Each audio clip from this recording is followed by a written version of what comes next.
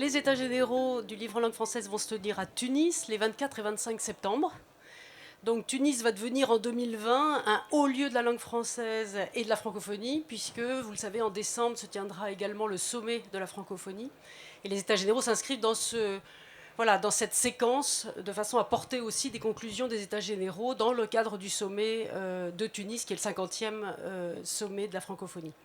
Alors, les États généraux, pour ceux qui éventuellement n'en ont pas beaucoup entendu parler, les objectifs principaux, c'est comment rendre accessibles les œuvres en langue française à tous les publics francophones sur les 5 continents, et comment leur faire découvrir la diversité de la création intellectuelle et littéraire en langue française, et comment rendre le livre accessible à l'ensemble de ces publics francophones. Ça, c'est un premier objectif. Le deuxième objectif, c'est comment favoriser le développement d'un espace éditorial de langue française qui soit équilibré, qui soit dynamique, qui soit basé sur des échanges et sur de la réciprocité.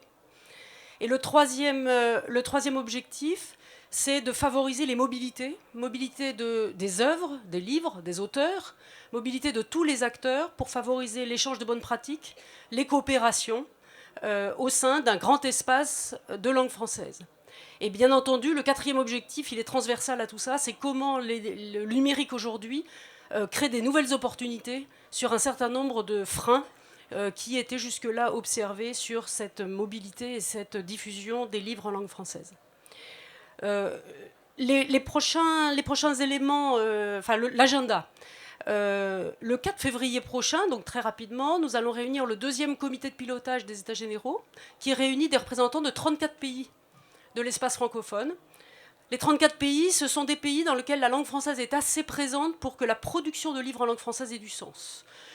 Et donc, des représentants des ministères de la Culture de ces pays et des représentants des différentes associations, organisations professionnelles participeront à ce comité de pilotage.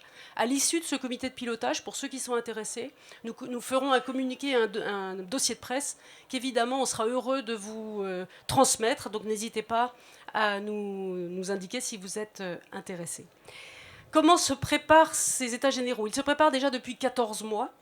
Et depuis 14 mois, nous avons déjà pris langue, si je puis dire, avec plus de 800 acteurs du livre dans l'espace francophone. Donc pour les mobiliser, pour essayer de recueillir de leur part les attentes par rapport à ces États généraux, parce que ces États généraux sont un projet piloté par l'Institut français, mais c'est un projet fondamentalement multilatéral. Et donc il n'a de sens que si l'ensemble des pays de la francophonie se sont concernés par les propositions qui seront faites et que ces propositions sont construites par l'ensemble des acteurs de ces pays. Donc la préparation, elle se fait sur un plan de travail qui avait été validé, qui est un peu notre fil conducteur.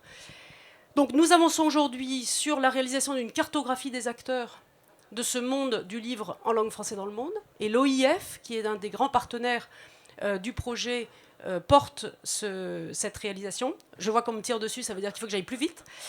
Deuxième grand projet, une étude économique prospective.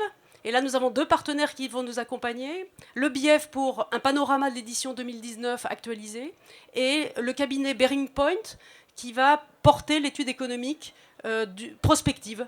Quel pourrait être le marché du livre en langue française en 2030 et en 2050 ? Le 3e axe, c'est de réaliser les propositions. Et là, donc, plus de 200 acteurs ont été réunis autour d'ateliers professionnels dans différents pays du monde à l'occasion de Salon du Livre pour travailler ensemble sur des propositions qui seront portées aux États généraux. Et enfin, le 4e axe, c'est lier l'éducation et la jeunesse aux problématiques des États généraux. Et pour cela, nous avons mobilisé des universités pour proposer notamment un corpus commun d'œuvres littéraires adressées à des jeunes de 15 à 25 ans.